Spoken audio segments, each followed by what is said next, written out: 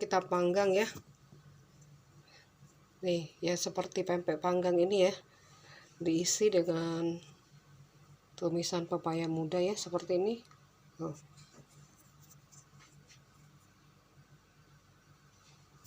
Pempek dos tanpa ikan ya, pempeknya wong Palembang tapi rasanya lemak nih ya. Diisi dengan tumisan pepaya muda, terus dipanggang, jadinya sehat.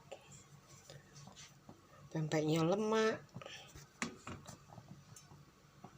hemat, nggak pakai ikan, tapi rasanya luar biasa ya. Panggangnya juga pakai alat ini, sudah cukup, nggak usah pakai ribet-ribet ya.